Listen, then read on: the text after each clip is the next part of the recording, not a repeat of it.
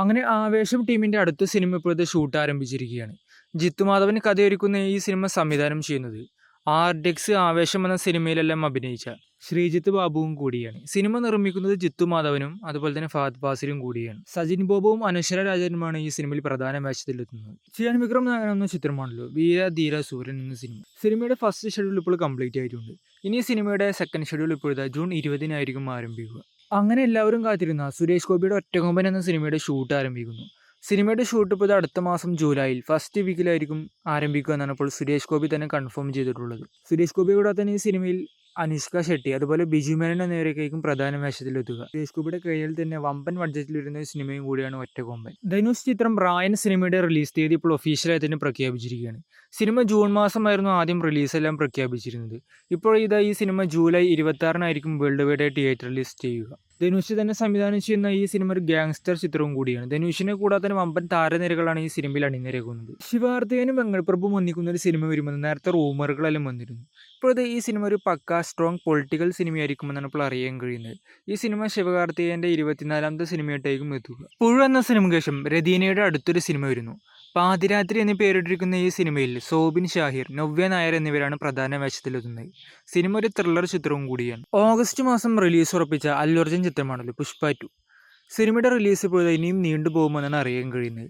സിനിമയുടെ കുറച്ച് സീൻസ് എല്ലാം റീഷൂട്ട് ഉണ്ടെന്നും അതുപോലെ തന്നെ കുറച്ച് പെൻഡിങ് വർക്ക്സും ഉണ്ടായിരിക്കുമെന്നാണ് ഇപ്പോൾ അറിയാൻ കഴിയുന്നത്. അജിത് നായകനാവുന്ന ചിത്രമാണല്ലോ വിടാമുയർച്ചി. സിനിമയുടെ ഷൂട്ട് ഇനി ആകെ 35 ദിവസത്തോളം ആയിരിക്കും ഉണ്ടാവുക എന്നാണ് ഇപ്പോൾ അറിയാൻ കഴിയുന്നത്. ഇനി സിനിമയുടെ അടുത്ത ഷൂട്ട് അസർബൈജാനിൽ ജൂൺ 20-നായിരിക്കും ആരംഭിക്കുക. അതിൽ ഗ്രാൻഡ് ആക്ഷൻ രംഗങ്ങളായിരിക്കും ഷൂട്ട് ചെയ്യുക എന്നാണ് റിപ്പോർട്ടുകൾ. അതിനുശേഷം ഈ സിനിമയുടെ ഷെഡ്യൂൾ കുറച്ച് ദിവസം പൂനെയിലും ഉണ്ടാവും. അതിന് ശേഷം ഈ സിനിമയുടെ ഷൂട്ടെല്ലാം ഏറെക്കുറെ കംപ്ലീറ്റ് ആകുമെന്നാണ് ഇപ്പോൾ അറിയാൻ കഴിയുന്നത്. സിനിമ എന്തായാലും പക്ക റൈസി ആക്ഷൻ ഫിലിമും കൂടിയാണ്. ഖാലിദ് റഹ്മാൻ സംവിധാനം ചെയ്യുന്ന അടുത്തൊരു ആക്ഷൻ ചിത്രമാണല്ലോ നെസ്ലിനും ലുക്മാനും ഒന്നിക്കുന്ന ഈ സിനിമയുടെ ഫസ്റ്റ് ഷെഡ്യൂൾ ഇപ്പോൾ കംപ്ലീറ്റ് ആയിരിക്കുകയാണ്. സിനിമ ഇപ്പോൾ ബോക്സിങ്ങിനെ ബേസ് ചെയ്തിറക്കുന്ന ഒരു ആക്ഷൻ കോമഡി ഫിലിം ആയിരിക്കുമെന്നാണ് അറിയാൻ കഴിയുന്നത്.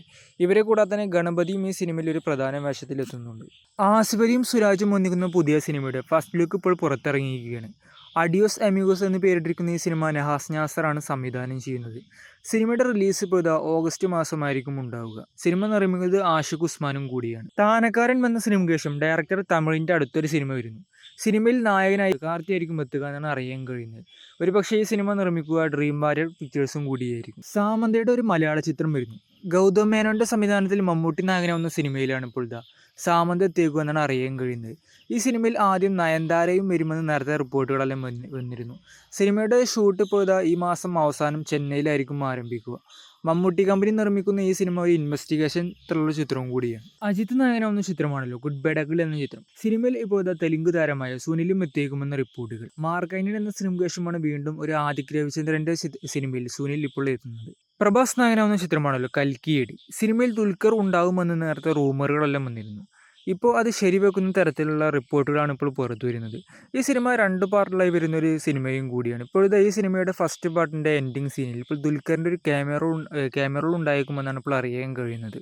കൂടാതെ തന്നെ ഈ സിനിമ കേരളത്തിൽ വിതരണത്തിന് എത്തിക്കുന്നത് ദുൽഖറിൻ്റെ തന്നെ വേഫാറർ ഫിലിംസും കൂടിയാണ്.